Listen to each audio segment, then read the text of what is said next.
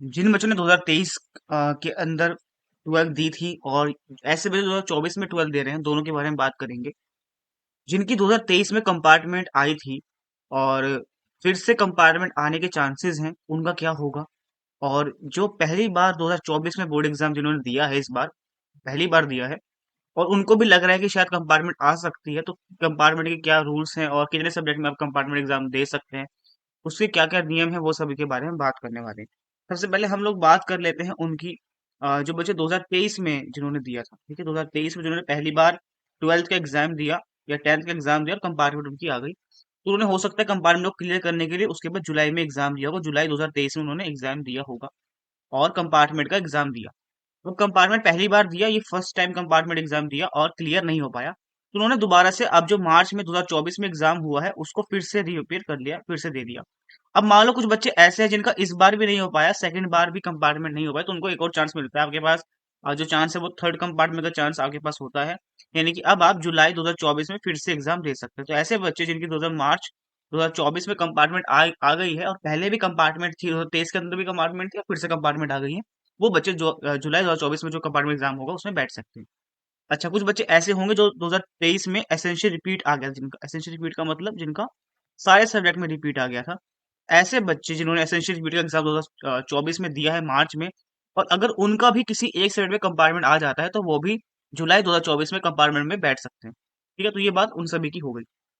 अच्छा, अगर हम बात करें अब जो नए बच्चे हैं 2024 में जिन्होंने पहली बार बोर्ड एग्जाम दिया है और इस बार लग रहा है कि हमारी कंपार्टमेंट आ सकती है, तो पहले तो ये आपको जानना जरूरी है कि कितने सब्जेक्ट में कंपार्टमेंट एग्जाम होता है।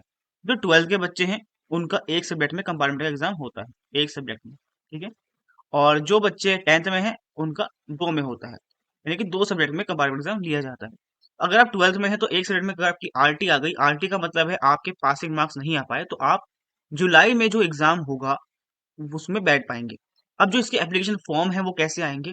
इसके जो फॉर्म होते हैं वो आपके ऑनलाइन आते हैं, लेकिन जो फॉर्म की फिलिंग अप होगी वो सब स्कूल वाले करेंगे। जो फॉर्म फिलअप होगा, फॉर्म फिलअप स्कूल वाले करते हैं, उनके सारा काम होता है, आपको बस वहां जाके बताना होता है, या वो खुद ही भर देंगे, वैसे उनको पता होता है किसी से कंपार्टमेंट आई है, तो आपको वहां जाके इन्फॉर्म कर देना है, वो आपका फॉर्म फिलअप कर देंगे, कुछ आपसे फीस जरूर चार्ज करेंगे, आपका फॉर्म फिलअप हो जाएगा। जो नए बच्चे हैं 2024 के, जो 2023 के बच्चे थे, उनका जो फॉर्म है वो खुद भरेंगे, क्योंकि वो प्राइवेट कैंडिडेट हैं। अगर आप प्राइवेटली दे रहे हो तो आपको खुद भरना पड़ेगा। जो बच्चे स्कूल से पढ़ाई कर रहे हैं, जो बच्चे स्कूल के हैं, जो जिन्होंने स्कूल से 12th करी है, वो सभी बच्चे अपना फॉर्म स्कूल वालों से भरवाएंगे। जुलाई में एग्जाम होगा कंपार्टमेंट का। इसमें क्या सिलेबस आता है? सिलेबस वही सेम टू सेम आएगा जो आपका 2024 के मेन एग्जाम में आया है। मार्च में जो सिलेबस है वही सेम सिलेबस होता है, पैटर्न बिल्कुल सेम होता है, पेपर एकदम सेम होता है, लेकिन थोड़ा सा हार्ड होता है, ये मानना पड़ेगा। कंपार्टमेंट एग्जाम की जो चेकिंग वगैरह होती है वो भी थोड़ी टफ रहती है, तो आपको बहुत अच्छे से तैयारी करनी है। एक दो महीने जो भी आपको मिलेंगे, लगभग एक महीना आपको दिया जाएगा, तो उसमें आपको अच्छे से तैयारी करनी होती है ताकि आप पास हो जाएं। और जब आप पास हो जाएंगे तो आप किसी भी कॉलेज में एडमिशन ले सकते हैं। जो आपका रिजल्ट होगा वो अगस्त के आसपास आ जाएगा। अगर जुलाई में एग्जाम होता है तो जो रिजल्ट है वो एक महीने बाद अगस्त में आ जाता है। उसके बाद भी आप काउंसलिंग चलती रहती है, आप एडमिशन ले सकते हैं। ठीक है, तो ये बात होगी कंपार्टमेंट की। अब मान लो कोई ऐसा बच्चा है जो कंपार्टमेंट देगा और मान लो फिर से क्लियर नहीं हो पाया, तो उसको अगले साल फिर से बैठना पड़ेगा, ये ध्यान रखना। अगले साल आपको फिर रिपीट करना पड़ेगा। वो आप पे डिपेंड करता है, वो उसमें भी सीबीएसई उसमें भी आपको एक ऑप्शन देती है। अगर मान लो को फिर से कंपार्टमेंट आ गया तो आप अगले साल कंपार्टमेंट भी दे सकते हो, या फिर आप चाहे तो सारे सब्जेक्ट का एग्जाम भी दे सकते हो, वो बात की बात है। ठीक है, उसको हम बोलते हैं एसेंशियल रिपीट।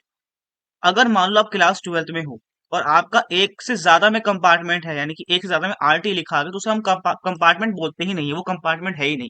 कंपार्टमेंट 12th में सिर्फ एक में होता है। अगर आप दो तीन में रह गए तो वो कंपार्टमेंट नहीं होता है, उसको बोलते हैं एसेंशियल रिपीट। तो आपको सारे सब्जेक्ट में एग्जाम देना पड़ता है, फिर आपको सब में देना पड़ेगा, दोबारा से एक साल रिपीट करना पड़ेगा, अगले साल फिर से एग्जाम देना पड़ेगा। ये उनके लिए होता है जिनको एक से ज्यादा में आरटी आ गई है 12th में। और जो 10th के बच्चे हैं उनको दो में ऑप्शन मिलेगा। कुछ बच्चे ऐसे भी होंगे जिनके पास 6 सब्जेक्ट होंगे, है ना। जो 6 वाले हैं जिनके पास 6 सब्जेक्ट हैं, वो अगर 5 में पास हो गए और एक में उनका आरटी आ गया, तो उनके रिजल्ट में पास लिखा आता है, तो यानी कि वो पास हो चुके हैं, लेकिन एक में रह गए हैं। ऐसे बच्चे कंपार्टमेंट नहीं देते हैं, ऐसे बच्चे देंगे इंप्रूवमेंट एग्जाम, उसको बोलते हैं इंप्रूवमेंट। इसका एग्जाम भी आप जुलाई में दे पाएंगे, जुलाई में एग्जाम होगा। आप इसमें अपियर हो सकते हैं और अपना ये आरटी वाला जो सब्जेक्ट है इसको क्लियर कर सकते हैं, एक मौका आपके पास है। मान लो तब भी नहीं हो पाया, तो आप नेक्स्ट ईयर अगले साल फिर से बैठ सकते हैं एग्जाम में, और फिर से इसी सब्जेक्ट को भी क्लियर कर सकते हैं। साथ में इसके अलावा बाकी सब्जेक्ट में भी इंप्रूवमेंट एग्जाम दे पाएंगे, वो अगले साल होगा। उसके लिए आपको एक साल का ड्रॉप लेना पड़ेगा। लेकिन जो जुलाई में एग्जाम होगा उसमें सिर्फ वन सब्जेक्ट का एग्जाम होता है, यानी कि कंपार्टमेंट या इंप्रूवमेंट आप देना चाहते हो एक में ही दोगे। इंप्रूवमेंट अगले साल आप ज्यादा में दे सकते हो। ऐसे ही कंपार्टमेंट वाले बच्चे हैं वो अगले साल सारे में दे सकते हैं, सारे सब्जेक्ट का एग्जाम दे पाएंगे। तो ये कुछ जानकारी होती है जो आपको आई होप समझ आ गई हो। कोई डाउट तो कमेंट कीजिए। कोई टेलीग्राम का लिंक आपको वैसे दे रखा है, टेलीग्राम को आप जरूर से ज्वाइन कर लें। उसमें ग्रुप में आपको जो डाउट है वो पूछ पाएंगे। और आप चाहे तो कॉल भी कर सकते हैं। कॉल करने के लिए आपको कॉल मी फॉर ऐप को डाउनलोड करना है। कॉल मी फॉर ऐप का जो लिंक है वो डिस्क्रिप्शन में दिया हुआ है, प्ले स्टोर से डाउनलोड कर लीजिए। और वहाँ पे आईडी सर्च कीजिएगा विबग्यो क्लासेस @CM4। जैसे ही आप आईडी वहाँ पे सर्च करेंगे तो वहाँ से आपको प्रोफाइल मिल जाएगी, वहाँ से आप कॉल करके भी डाउट पूछ सकते हैं।